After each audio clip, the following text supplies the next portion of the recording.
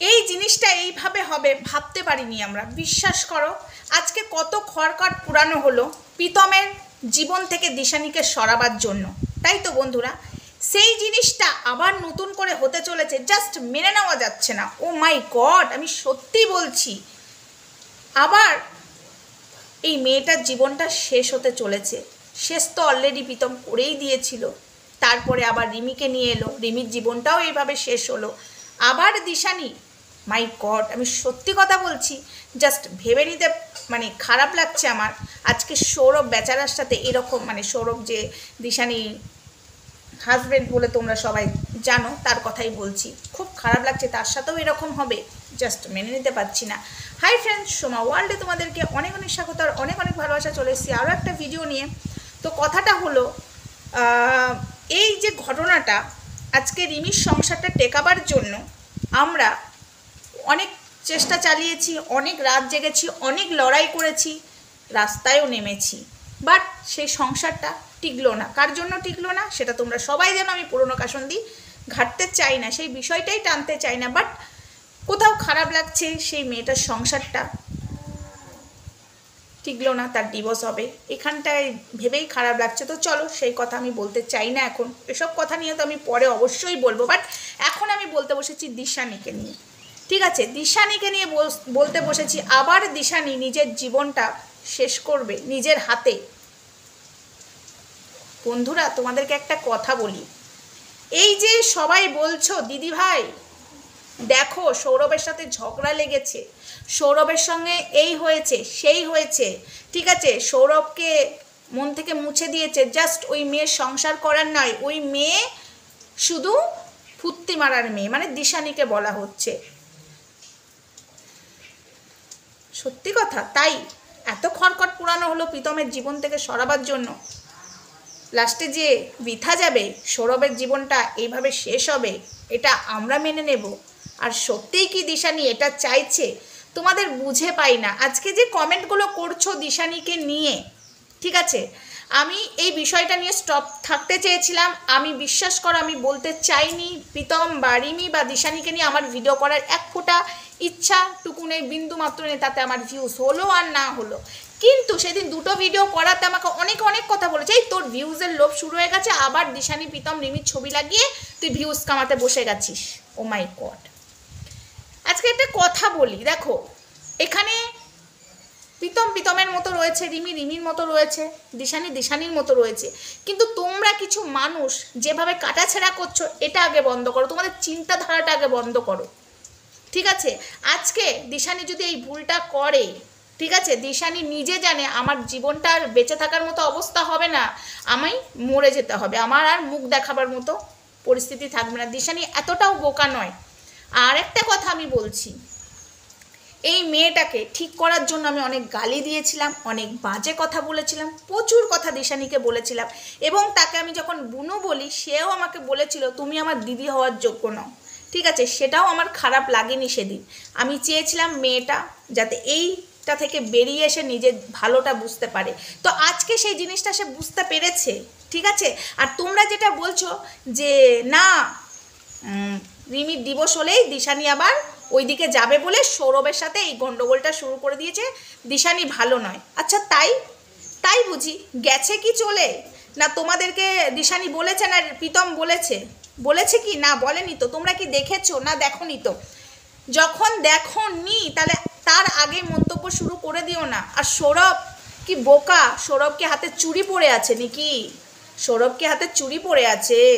হ্যাঁ, দিশানি ওর সাথে রইলো, তারপরে দিশানি ওর সাথে এখন ঘুরছে ফিরছে, দীঘা যাচ্ছে, যাই যাক যেখানেই যাচ্ছে যাচ্ছে, তারপরে সেই ছেলেটার সাথে ওরকম করবে, সেই ছেলেটা ছেড়ে দেবে, এবং সেই ছেলেটাও যদি দিশানির সাথে এমনি করে, দিশানি ছেড়ে দেবে না আমরা ছেড়ে দেবো?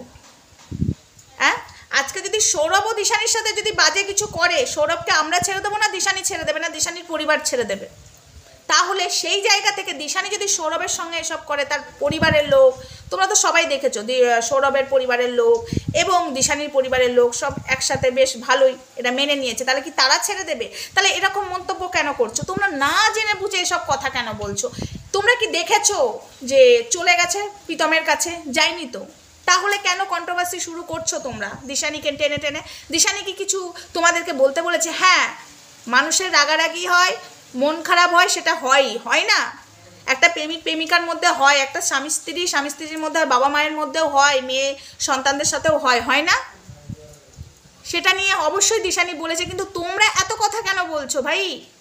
আজকে শিবের কাছে গেছিলো বলে সফলতা পেলো, ও মাই গড, আমি বুঝতেই পারছি না তোমরা এত ভাবনা করে নিয়েছো, বুঝতে পারছি না, সরি, আমি একদম বুঝতে পারছি না কেন করছো। কেন করছো? যেখানে দিশানি ঠিক আছে, সৌরভ ঠিক আছে, প্রীতমের মতো আছে, তারপরে কেন প্রীতমের সাথে দিশানিকে টানা হচ্ছে, জড়ানো হচ্ছে? এত খড়খড় পুড়িয়ে আজকে এই জায়গায় দিশানি এসেছে, আজকে সৌরভের সাথে ভালো আছে, সেটা সহ্য হচ্ছে না? মন কষাকষি হতেই পারে, একটু রাগারাগি হতেই পারে, সেটা শেয়ার করছে বলে তাও যখন দিশানি একটা দুঃখের গান করছে তখন সৌরভের সাথে আছে, তখন সেটাকেও ভাবছো প্রীতমকে উদ্দেশ্য করে গানটা করছে। তোমাদের চিন্তাধারাগুলো বদলাও, নাহলে এই ছেলে মেয়ে তিনটেকে নিয়ে তোমরা শুরু করলে আমরা তো বলবোই, আমাদেরকে তো শুধরাতে হবে। আমি জানি কি হচ্ছে না হচ্ছে, আমি সবটা জানি, ঠিক আছে? তোমাদেরকে একটা কথা আমি বলি, শোনো, না জেনে শুনে কথা বলো না, বলাটা ভুল করো, মানে এই চিন্তাধারাটা মাথা থেকে হাঁটাও, ঠিক আছে? সরি, বলাটা ভুল নয়, চিন্তাধারাটা মাথা থেকে হাঁটাও, না হলে তোমরা কোনো দিন এই যে নোংরা ধারাগুলো মাথা থেকে হাঁটাতে পারবে না, ঠিক আছে? দিশানির কপালে সি লাগানো নেই, এত কষ্টের পরেও আবার যাবে, ঠিক আছে? ওর ওপরে কম অত্যাচার হয়নি, দিশানির ওপরে কম অত্যাচার হয়নি, শুধু রিমি মার খায়নি, দিশানিও মার খেয়েছে, ঠিক আছে? দিশানি মুখ ফুটে বলে না, তাই তোমরা কতটা আর কি জানো? কিছুই জানো না, না জেনে শুনে বসো বলতে, কমেন্টগুলো করে যাচ্ছ। হ্যাঁ, তুমি কিছু বলছো না কেন? তোমাদের আমি একটা কথা বুঝতে পারছি না, তোমরা আমাকে এই কথাটা কেন বলছো প্রীতমের কাছ থেকে টাকা খেয়ে মুখ বন্ধ করে আছি আমি? হ্যাঁ, এই কথাটা কেন বলছো? তোমরা কি দেখেছো প্রীতম আমাকে টাকা দিয়েছে? দেয়নি তো, কিন্তু তোমরা এই কথাটা লাস্টে লিখে যাচ্ছ কেন? তুমি সব বিষয়ে বলতে এখন কেন বলছো না? এখন নিজের মতো ভিডিও দিচ্ছ, মানেটা কি টাকা খেয়েছো? না, যেদিন দেখবো, ঠিক আছে, সেদিন বলবো। আমি যখন দেখিনি তখন বলবোই না, আমার কাছে কোনো প্রশ্নই আসছে না, ঠিক আছে?